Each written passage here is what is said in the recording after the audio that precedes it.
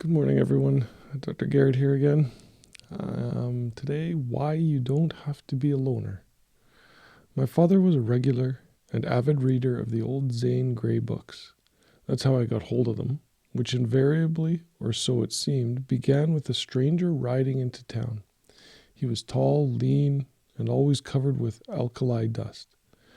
Cool gray eyes peered evenly from under straight brows, and his hand hovered near the 6-gun strapped to his thigh. He had no friends or acquaintances, and seemed to like it that way. He was a man of few words, and kept his own counsel. His world consisted of little more than himself and his horse and the bad guy he was usually after. It makes a good story, and everyone seems to be intrigued by this sort of man of mystery. But in real life, it's a lonely way to live, especially since few of us have horses these days. You cannot know too many people, and we'd all be better off if we could overcome our natural timidity where strangers are concerned, if we could open up more. As a friend of mine who has attained an unusually high position in the world says, open the doors and windows of your mind and heart to others, and you'll reap a wonderful harvest of friends. Many of us have a tendency to speak or smile only after another person has spoken or smiled at us first. We tend to be reactive instead of proactive. It reminds me of the person who sat in front of the cold stove and said, give me heat and then I'll add the wood. The world just doesn't work that way. With a little effort, a person can form the habit of smiling and saying hello first. 19 times out of 20, you'll get a favorable response. I know a man who was the foreign representative for an American electronics firm.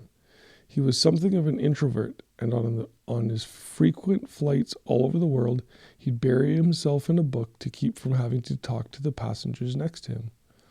On one trip, a friendly Englishman managed to get a conversation started with him. It turned out the Englishman was on an electronics buying trip to the States, and a large order resulted. Then and there, he decided to change his attitude towards strangers.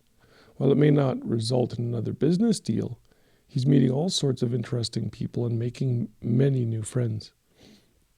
We should never say he's not my kind of person or that's not my sort of crowd. Wherever there's a human being, there's a human story, and it's invariably interesting and informative. It stretches our minds, broadens our horizons, and adds to the collection of acquaintances and friends. And all it takes is a smile, the word hello, and a comment or two to get a conversation going. The chances are that the other person is as anxious to add to his collection of friends as we are.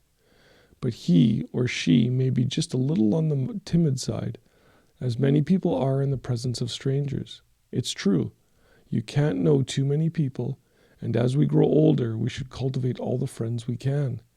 The person who shuts others out of his life ends up shutting himself in. Try my friend's advice.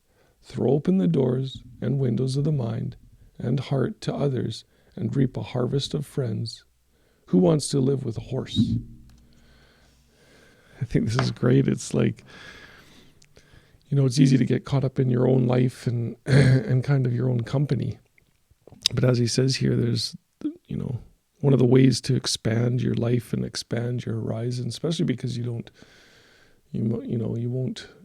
experience a lot more new perspectives, a lot more new ideas when you talk with people. So, getting outside of your own comfort zone and maybe, talking to those, in line or, even just striking up a conversation with the person, the grocery store. It's always a great way to find out about life and learn a lot more. So, like he said here, you never know what's going to happen in those opportunities. Listen to your intuition. You can feel it too, right? When you, in a lineup or something like that, you can feel people's energies, and you start tapping into that, you can really expand your circle of friends to people that will mean a lot to you and help you throughout life. So, get open today and get out there and talk with others, especially in these times when, we're struggling to be quote unquote allowed to do that. But, take every opportunity to do that as much as you can. You never know what might come of it. All right. So have a wonderful day. Talk to those around you and get interested in them, and you'll become an interesting person. All right. We'll talk to you guys soon. See you tomorrow. Bye.